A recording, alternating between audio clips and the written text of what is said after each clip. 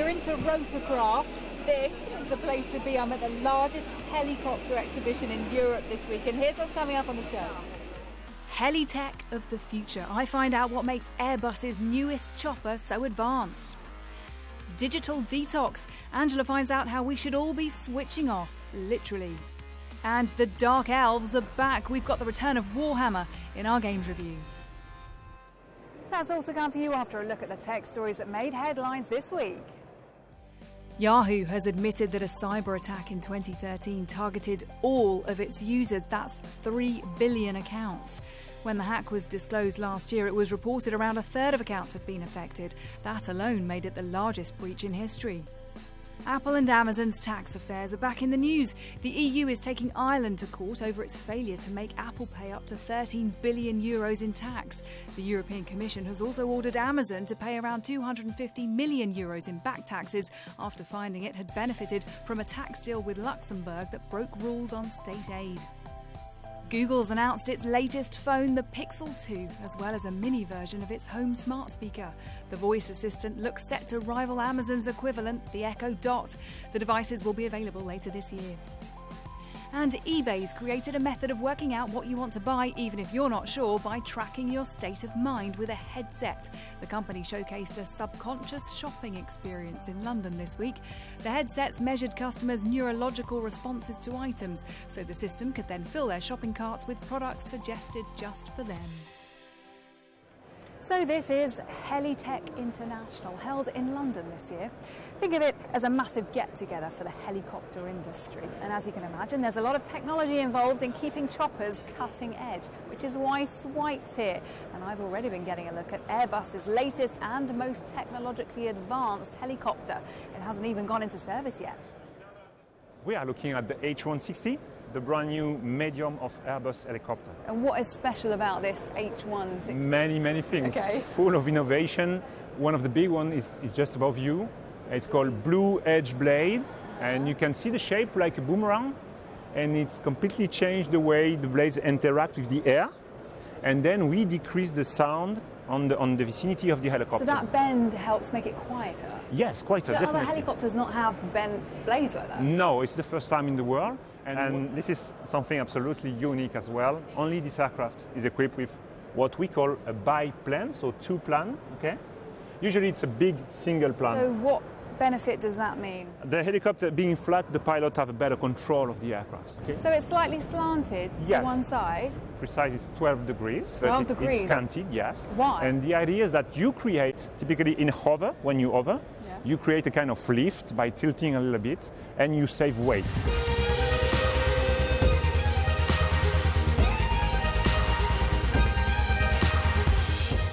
Who are these helicopters made for? Mainly oil and gas crew change, on platforms.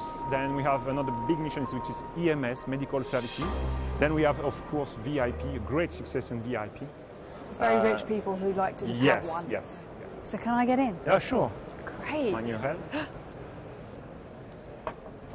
Ooh. What do you call one of these displays? So this is called Helionics. And the idea is to have vertical screen to have a much better visibility for the pilot. As you can see, your left eye is inside the instrument panel when your right eye is outside. So is that to improve safety and navigation? Safety mainly. I mean, you can survey the sky and you can precisely see where you land. How fast does this travel at? This helicopter will probably reach a max speed of 155 knots. Which means roughly 300 kilometers per hour. Is that faster than it's other fast. choppers? Really? Yes, for helicopter it's fast, yes. This one won't go into service until 2019 though, is that right? Yes. Why does it take so long to develop a helicopter? We are flying two prototypes. We have a brand new process of developing, producing and maintaining this aircraft with new tools. Typically an example is robots on the assembly line. You've got robots building this? Yes, it's a revolution for us. It's a new generation of helicopters. Completely. Now, away from Heli-tech, I want to catch up with Angela, who this week has been investigating how we can restore some balance into our increasingly screen-dominated lives. And you really should put down your phone and tablet to watch this. How much screen time should you allow yourself and your children? In the US, the American Academy of Pediatrics says entertainment media like gaming apps should be limited to no more than 1 or 2 hours per day. In the UK, official guidelines are yet to be released. Tanya Goodwin has been campaigning for them. In response to those wanting help logging off, she started running digital detox camps, something that's already big business in countries like China and the US. Some of the things we encourage people to do on our digital detox retreats are looking at mindful activities. So an activity that really requires your focus and concentration, your complete concentration, unlike a screen where you're kind of half in the screen world and the real world. So any kind of activity where you have to focus could be something like yoga, surfing. Actually, people do a lot of things like jigsaws. I mean, that sounds really retro, but actually they require you to really focus on what you're doing. Creative activities, and as we're here now, getting outside in the fresh air. Tanya carried out a survey of more than 500 young people aged 13 to 18. Of those, 29% said that they spent more than 8 hours a day online, while 36% said they regularly fell asleep with their phone or laptop in bed. One of the other common trends discovered from the survey was that 2/3 of children turn to their phone when they're bored. But it's not just children, which is why detox camps are becoming increasingly popular for all ages. We all do it, even when we're relaxed, drinking coffee, waiting for friends, with friends, always scrolling through social media and seeing what other people are doing online. So how can we resist the urge to check in and check up quite so often? Mindset coach Donna Hubbard says there are simple things everyone can do to help themselves. But when you go to reach for your phone, just pause and ask yourself if there will be any price to pay for choosing to invest your headspace online in that moment. For example, will it mean that you'll miss out on quality time with friends and family that you're not going to get back? And that quick reality check can help you to put things into perspective and really resist that urge. And also, change your mindset. Choose to place more importance on building real-world connections, because if you cultivate your life with interactions with people as nature intended, then both the need and the appeal of being online for such long periods of time will naturally decrease. The software industry makes it difficult for us to put down our phones. They spend billions making sure that we don't. Helping people remember what they did before they had a smartphone is now equally big business. Angela Barnes, Sky News. Looks like my lift home has arrived, but there's still just enough time to squeeze in this week's video games review, and it's Simon's go in the Swipe Game Studio.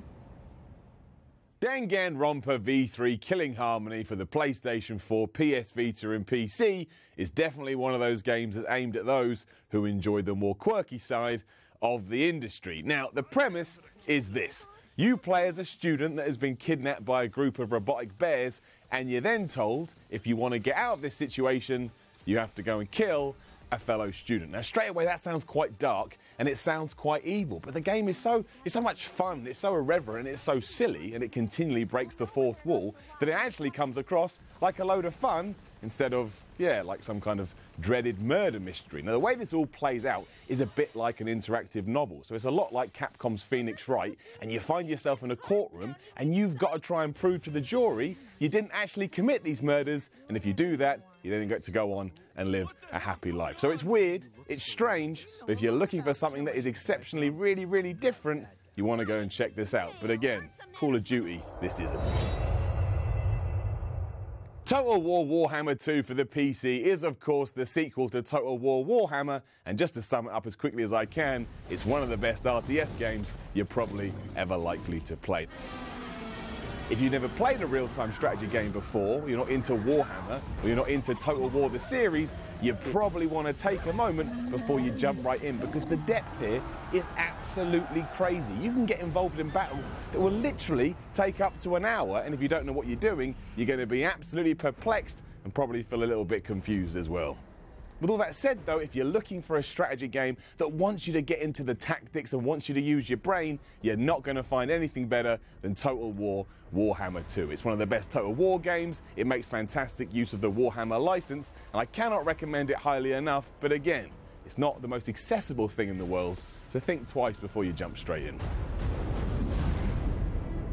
Gundam Versus for the PlayStation 4 is one of those games that if you look at it from afar, you're probably going to be really confused and think it's one of the most complicated things you could ever try and sit down and learn. But here's the thing, if you do sit down and try and learn it, you're going to quickly realise it's actually quite simple and that it's a lot of fun.